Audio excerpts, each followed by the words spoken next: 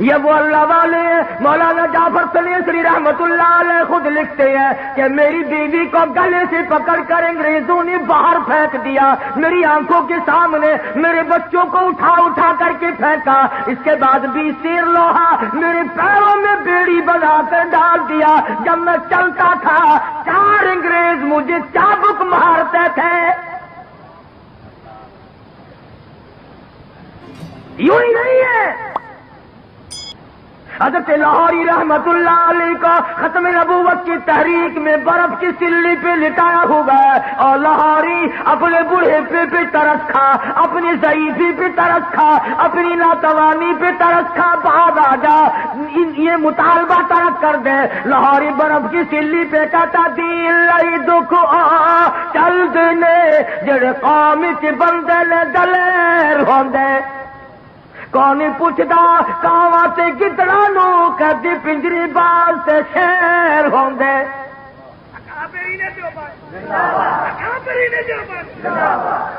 اور یہ کئی لوگ تمہیں ملیں گے بازاروں میں, او جی آسی جلسہ کریے نا, CID والا کوئی نہیں آندا.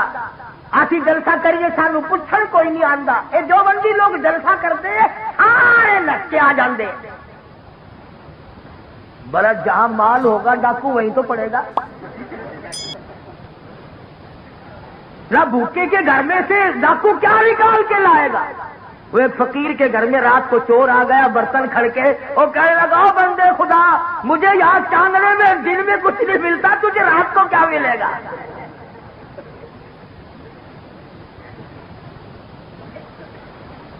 یہ وہ لوگ تھے جنہوں نے ہر موڑ پہ قربانی دی. مولانا جعفر تنیسری رحمت اللہ علیہ فرماتے ہیں امبالے کی جیل میں رکھا گیا, لاہور لا کر کے ہم 3 آدمیوں کو پھانسی کا حکم سنایا گیا. جو انگریز افسر پھانسی کا حکم سنا رہا تھا, تینوں کے تینوں عالم مولانا جعفر تنیسری, مولانا یحییٰ پٹنہ والے, مولانا حمید اللہ سورت والے ایک دوسرے کے بغل گیر ہونے لگے. مبارک ہو مبارک ہو مبارک ہو, اچھل رہے ہیں, ہنس رہے ہیں, خوشیاں منا رہے ہیں. وہ انگریز کہنے لگا یہ تو ایسا پیغام ہے جس کے سننے ہی سے ہی آدمی کا دم نکل جاتا ہے, تم تو اچھل رہے ہو, بڑے خوش ہو رہے ہو. تو کہنے لگے کہاں ہم اور کہاں شہادت, کہاں ہم. اور اسی کو کہتا لیے پھرتی ہے بلبل چوچ میں گل, لیے پھرتی ہے بلبل چوچ میں گل, اور ڈھونڈتی ہے شہید ناز کی تربت کہاں ہے. ہم تو خوش ہیں کہ شہادت کا انتظام پروردگار نے کر دیا. انگریز واپس گیا اور جا کر کے وہ جو بیٹھا تھا نا فل بینچ, پتہ نہیں انگریزی پڑھا ہوا نہیں نا, آئندہ تم بھی نہیں پڑھا کرو گے. میٹرک تک انگریزی زبان معاف ہو گئی. فل بینچ کے پاس گیا کہ مولوی تو خوش ہو رہے ہیں. کون سے مولوی, کوئی ختم کی خبر دی تھی کہ نہیں, کہ وہ 40ویں کی دعوت کھانے والے, کہ نہیں جن کو میں نے پھانسی کا حکم سنایا وہ تو اچھل رہے ہیں, مبارکباد ایک دوسرے کو دے رہے ہیں, خوشیاں منا رہے ہیں. سارا فل بینچ اٹھا کہ دیکھ کے آئے. آ کے دیکھا تو مولوی تو بڑی خوشی منا رہے ہیں, بڑے اچھل رہے ہیں. ایک انگریز کہنے لگا مولوی صاحب کیا ہوا, کہنے لگا مزے ہو گئے. بات کیا بنی, اٹھنے کا مقصد مل جائے تو اور کیا چاہیے. اللہ پاک نے شہادت کا انتظام کر دیا. پروردگار عالم کے حکم سے اللہ میاں کے محبوب کے دروازے پہ حاضر ہوں گے, عرض کریں گے یا رسول اللہ تیرے حکم پر, تیرے قرآن پر سر کٹا کے ہم آ گئے.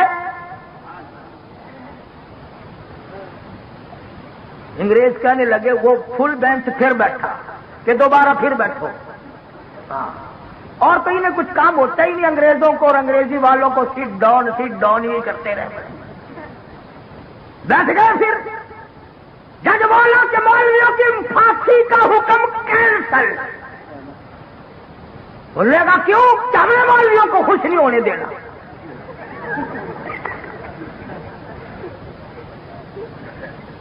مولوی خوش نہ ہو، وہ پھر پروانہ آیا، اس نے کہا مولویوں کہ جی تمہاری پھانسی کا حکم کینسل ہو گیا۔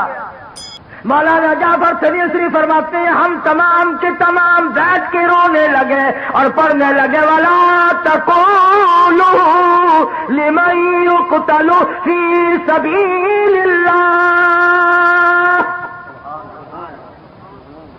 ہم تو منتظر تھے اس کی راہ میں موت آئے گی، اس کے نام پہ موت آئے گی، اس کے کام میں موت آ جائے گی، اور اللہ پاک فرمائیں گے بل احیاء ولکن لا تشعرون۔ مولانا فرماتے ہیں کہ ہمیں پھانسی کا حکم تو کینسل کر دیا گیا، ہم نے جب سنا تھا تو ہم نے رات سے ہی گھاس کے تن کے چبا کر روزے کا ارادہ کر لیا، اللہ کے دربار میں جائیں گے تو روزہ دار ہو کے جانا چاہیے۔ اور تم روزے رکھو گے دودھ جلیبی کھا کر، تم روزے رکھو گے ڈبل روٹیاں کھا کر، کوفتے کھا کر، اور ان اللہ کے بندوں نے روزہ رکھا گھاس کے تن کے چبا کر۔ ہاں تم تو پھر بھی کہیں نہیں رکھتے، جس کو دیکھو نا 24 آج روزہ نہیں رکھتا، عجیب ہے وہ طبیعت خراب ہے، اور عید والے دن اگلی صف میں، شام کو اگر چاند کا پتہ نہ چلے مولانا تو چاند کی طرح نہیں آئی، جس نے ایک روزہ نہیں رکھا۔ تو ایک مرتبہ یہاں پاکستان میں ایوب خان کے زمانے میں عید کا چاند ہمیشہ تو شام کو نظر آتا ہے نا، رات کے 2:30 بجے نظر آیا تھا۔ ہم مولوی سارے آ کر گئے، مانا کہ عید نہیں ہے ہم نہیں پڑھاتے۔ ملتان کے مولویوں کا اتفاق تھا اس زمانے میں، سارے آ کر گئے، تو وہ جیل سے ایک پٹھان کو لائے، سرکاری لوگوں کو تو پڑھنی تھی نا۔ اب وہ پٹھان نے جب عید کی نماز پڑھائی تو اس نے بجائے 6 تکبیروں کی 12 ٹھوکی۔ وہ کہنے لگے کہ خان صاحب نماز نہیں ہوئی، کہنے لگا ہو کیوں کہ تم نے تکبیر 12 کہی، لگا اچھا ہے نا، زیادہ بول رہا ہے نا، کم تو نہیں بول رہا کہ جی سجدہ کیوں آنا چاہیے تھا ورنہ نماز نہیں ہوئی، کہنے لگا خود تمہارے باپ کا ملازم ہے، ادھر قید کاٹتا ہے یا تکبیر پکاتا ہے۔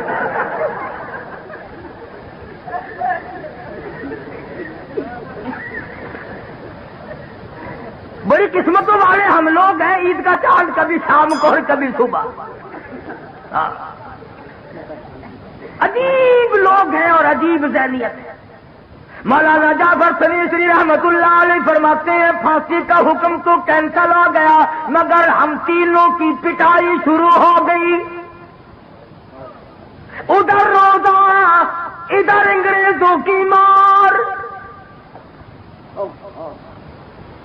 یہ تھے وہ لوگ جن کو قرآن کریم کہتا ہے فَالَّذِينَ هَاجَرُوا وَأُخْرِجُوا مِن دِيَارِهِمْ وَأُوذُوا فِي سَبِيلِي وَقَاتَلُوا وَقُتِلُوا لَأُكَفِّرَنَّ عَنْهُمْ سَيِّئَاتِهِمْ وَلَأُدْخِلَنَّهُمْ جَنَّاتٍ تَجْرِي مِن تَحْتِهَا الْأَنْهَارُ۔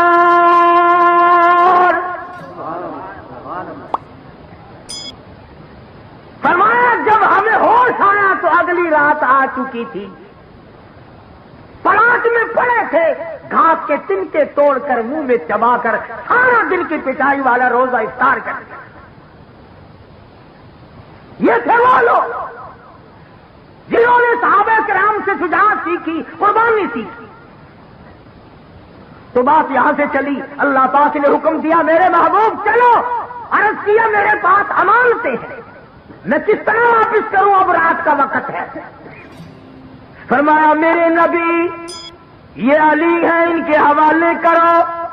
اے علی سونے کی امانت، مکے والوں کی امانت تیرے حوالے، چاندی کی امانت تیرے حوالے، ابو جہل کی لڑکیوں کے بالیاں چھلے تیرے حوالے، ان کے ستو کھجورے تیرے حوالے، مکے والوں کی ساری امانتیں تیرے حوالے، پر اے ابو بکر آ جا، میں خدا کی امانت تیرے حوالے۔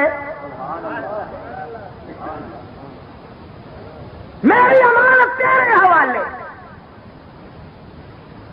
اور صبح جب ہوئی اور کافروں نے جھانک کر دیکھا تو حضور اکرم سب کہہ دو صلی اللہ علیہ وسلم کے بستر پر سیدنا علی مرتضی رضی اللہ تعالی عنہ سوئے ہوئے تھے. فرمایا میرے علی تو میرے نبی کا بستر بن جا, بستر میرے نبی کا. فرمایا اے علی وجود تیرا, بستر میرے نبی کا, آرام کر. یہ فضیلت والی بات ہے نا. کیا شان ہے حضرت علی کی کہ وجود ہو علی کا اور بستر ہو نبی پاک کا. فرمایا سو جا, 3 گھنٹے 4 گھنٹے رات باقی ہے. اے علی وجود ہو تیرا, بستر ہو میرے محبوب کا اور 3-4 گھنٹے ہو رات کو سو جا. اور ادھر آواز آئی اے صدیق میرا نبی ہو اور تو بستر بن جا 3 دن کے لیے. میرے نبی کے لیے بستر بن جا. اور ایک اور بات عرض کر دوں, تمام دنیا مانتی ہے کہ حضرت علی حضور کے بستر پر, بولو تھوڑے تھوڑے نیند آ جائے گی ورنہ تمہیں, حضرت علی کے بستر پر سو گئے. تیرے بیٹے کو اگر پولیس پکڑ کے لے جائے نیند آتی ہے؟ بھائی کو پکڑ کر کوئی ڈاکو لے جائے نیند آتی ہے؟ تمہارے رشتے داروں عزیزوں اقربا کو اگر کوئی لے جائے تمہیں نیند نہیں آتی؟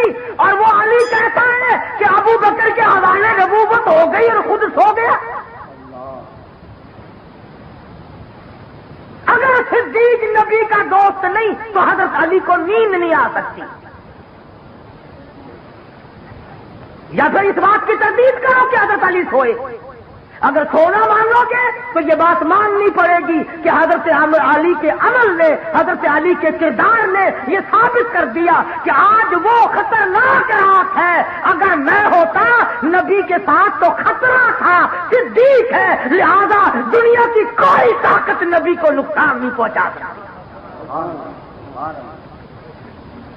حضرت علی کے عمل نے, قول نے, کردار نے یہ ثابت کر دیا کہ ابو بکر جیسا وفادار کائنات میں کوئی نہیں, زمین پہ کوئی نہیں, آسمان کے نیچے کوئی نہیں. اس لیے حضرت علی کو نیند آئی.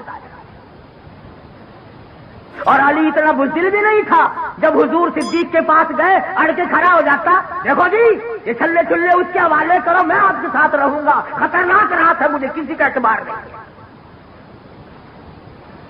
فرمایا میرے محبوب بلال تیرے دروازے پہ آیا, سہیل تیرے دروازے پہ آیا, تمام صحابہ کرام تیرے دروازے پہ آئے. ہجرت والی رات اور کالی کملی والے آج صدیق کے دروازے پہ خود تشریف لے چلا. اللہ کے حکم سے آئے یا خود آئے؟ صدیق کا دروازہ کھٹکھٹایا, ننگے پاؤں ننگے سر دوڑا دوڑا باہر آیا. عرض کیا مجھے بلایا ہوتا, آپ نے کیوں زحمت کی رات کو تشریف لائے؟ فرمایا خود تھوڑے آیا ہوں, خدا نے بھیجا. اور ہجرت کا حکم مل چکا ہے, چلو میرے ساتھ. اگر آج کوئی پولیس سے چھپنا چاہے یا دشمن سے چھپنا چاہے, ایسے کہ گھر پہ جاتا ہے کوئی جو فوراً پکڑوا دے, بلکہ ایسی جگہ جا کے چھپنے کی کوشش کرے گا کہ جان لڑا دیں گے مگر مجھے نہیں پکڑنے دیں گے. تم تو اتنے سیانے, اور نعوذ باللہ نبی کو اتنا بھی پتہ نہیں. فرمایا ابو بکر کسی سواری کا انتظام کرو, جلدی نکلو. عرض کیا میں نے انتظام کر رکھا ہے. فرمایا کوئی خچر, کوئی گھوڑا, کوئی اونٹ نظر تو نہیں آتا. عرض کیا میرے آقا جب تک ابو بکر زندہ ہے میں آپ کی سواری ہوں, آپ میرے شاہ سوار ہے. کون ہے؟ میری موجودگی میں آپ کی سواری میں بنوں گا. تشریف لے جانے لگے. صدیق کی بیٹیاں کھڑی ہیں, رحمت والے ہاتھ سر پر پھیر رہے ہیں. پتا چلا اگر نبی خان میں نظر آ جائے تو وہ جگہ برکت والی بن جائے, اور جہاں حضور اکرم صلی اللہ علیہ وسلم ساری عمر تشریف لاتے رہے وہ گھر آج وہ آج تک برکت والا نہیں. سیدہ اسما کے سر پر ہاتھ رکھ کر فرمایا اسما بتانا نہیں ہم کہاں گئے, بتلانا نہیں ہے. نبی کو اگر یقین نہ ہوتا تو میں کہتا ہوں حضرت اسما سے فرماتے ہی نہ. نبی کو یقین ہے کہ یہ اولاد ہے ابو بکر کی، یہ کٹ سکتی ہے مگر بتا نہیں سکتی. کہ میرے تھوڑے ورگے تو بچے نہیں. کوئی قرض لینے والا اگر دروازے پہ آئے نا، چھوٹا بچہ باہر نکلتا ہے، پھر ابا جی کو جا کے بتاتا ہے کہ فلاں آدمی بلا رہا ہے، باہر آ کے کہتا ہے ابا جی چندے نے کہہ دے تھے گھر کوئی نہیں، کنواں بھی مرایا تھے مارنا نہ آیا. تو میرے تیرے جیسے بچے تھے صدیق کے. اور آج کل تو فخر کرنا چاہیے، ہمارے معصوم بچے جو ہیں وہ کنجریوں کے گانے بڑے جلدی یاد کرتے ہیں، اور ماں بڑی خوش ہوتی. توتلی زبان سے جب بچہ گاتا ہے نا، شام کو خامن کے پاس بیٹھ کر کان پکڑ کر بتاتی آج تو تیرے بیٹے نے کمال کر دیا، گانا گانا کنجری کا. بدماش بدکار عورتوں کے گانے سنتے ہوئے مر رہے ہو. زندگی گزارنے پر بھی لعنت ہے اور اس مرنے پہ بھی لعنت ہے. بجائے درود شریف کے، استغفار کے، کلمے کے، قرآن کی تلاوت کے، آج کنجریوں کی گانے سنتے ہوئے، ڈھول ڈھپڑے سنتے ہوئے مسلمان بن گئے اور اس پر ناز کرتے ہیں لوگ. صبح ایک دوسرے سے ملتے ہیں نا، رات ٹی وی پہ بڑی عبرت آموز سٹوری تھی، عبرت آموز ٹی وی پہ اور کہیں نہیں. قرآن میں کبھی عبرت نہ ملی، نبی کے فرمان میں کبھی عبرت نہ ملی، صحابہ کرام کے اقوال میں کبھی عبرت نہ ملی. اللہ کے زمین و آسمان، چاند سورج ستارے، درخت حجر شجر، پھول پتی، سبزیاں ترکاریاں بہار دیکھ کر کبھی عبرت نہ ملی. ٹی وی دیکھ کر عبرت ملے گی کیا کہنا. اعلان نہ کیا کر ورنہ امریکہ کے سائنسدان پکڑ کے لے جائیں گے کہ پاکستان کے لوگ ٹی وی دیکھ کر بہت زیادہ عقلمند ہو گئے ہیں. مدنی کریم صلی اللہ تعالی علیہ وسلم کو ابو بکر اٹھا کے لے کے چلے، پہاڑ کی طرف چڑھنے لگے. علماء کرام نے لکھا پہاڑ کے چاروں طرف پتھروں سے آواز آئی، او صدیق ذرا مہربانی کر ادھر لا، چکر کھا کے چڑھ، نبی کو ادھر لا، دیدار کرا، دیدار ہو نبی کا. پتھروں کو دیدار کا شوق ہو سکتا ہے، درختوں کو شوق ہو سکتا ہے، پتھر کے ٹکڑے گواہی دے سکتے ہیں، چاند سورج گواہی دے سکتے ہیں. آج مسلمان دین متین کے حق ہونے کی گواہی دینے سے قاصر ہے، اس لیے کہ مرنا یاد نہیں. اگر مرنا یاد ہوتا اس طرح کی باتیں کبھی نہ کرتے، ساری زندگی میں اس طرح پر بربادی نہ ڈالتے. اسی کو کہتا ہے اذا جاء اجلها لا يستاخرون ساعة ولا يستقدمون.